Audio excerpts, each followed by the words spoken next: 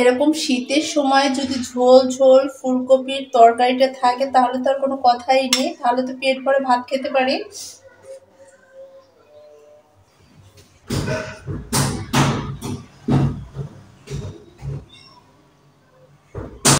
সুপ্রিয় দর্শক, আসসালামু আলাইকুম। বরাবরের মতো আবারও হাজির হয়েছি নতুন আরেকটা রেসিপি নিয়ে। আমার আজকের রেসিপি শোল মাছ দিয়ে ফুলকপির ঝোল। এটা আমি আপনাদের খুবই সহজভাবে তৈরি করে দেখো। আমাদের শীতে কিন্তু ফুলকপি খুবই টেস্ট লাগে, আর শোল মাছ খেতেও কিন্তু খুবই টেস্ট লাগে। এটা দিয়ে কিন্তু আমি খুবই মজাদার একটি ঝোল তৈরি করে আপনাদের দেখাবো। আমি কিন্তু শোল মাছগুলো ভালোভাবে ধুয়ে পরিষ্কার করে নিয়েছি। আমি ফুলকপিগুলো এইভাবে করে কেটে নিয়েছি। আপনারা আপনাদের পছন্দ মতো করে কেটে নেবেন। আপনারা চাইলে সাথে একটু আলুও দিতে পারেন। আমি আজ শুধু ফুলকপি দিয়ে করব।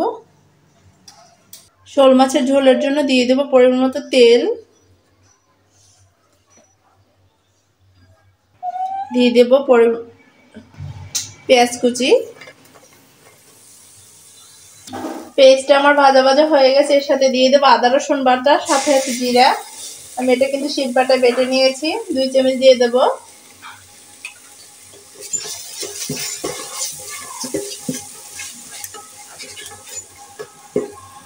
এক চামচ হলুদের গুঁড়ো,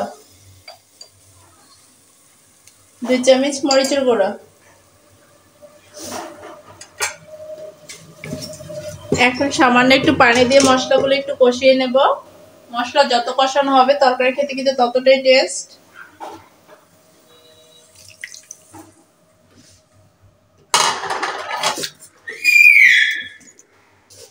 এখন সামান্য একটু পানি দিয়ে মশলাগুলো ভালোভাবে একটু কষিয়ে নেব। প্রথমে স্বাদ মতো লবণ,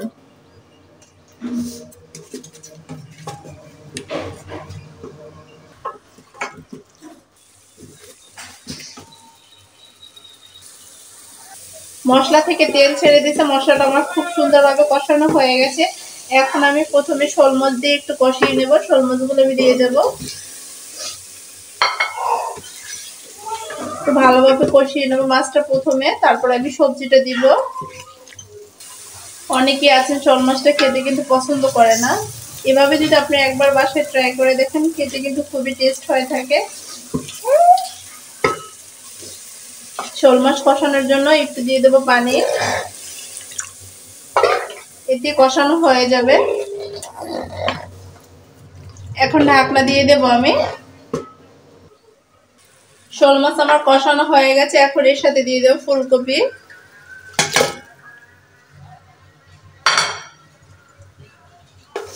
এখন ফুলকপির সাথে মাছটা ভালো মতো আবার কষিয়ে নেব। আর আপনারা কিন্তু চাইলে কিন্তু মাছটা ভেজে নিতে পারেন। আমার কাছে ভালো লাগে না ভাজা মাছটা খেতে। আমি মাছ কিন্তু গ্রাম থেকে নিয়ে আসছি, এটা কিন্তু চাষের না।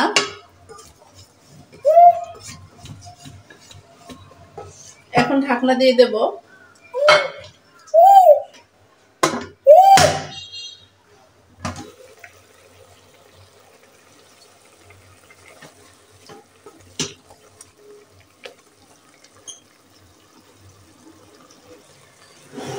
কষানো হয়ে গেছে। এখন দিয়ে দেবো একটু পানি।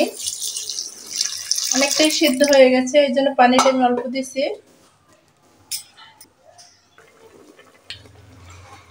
তরকারিটা আমার হয়ে গেছে। এখন দিয়ে দেবো ধনিয়া পাতা কুচি।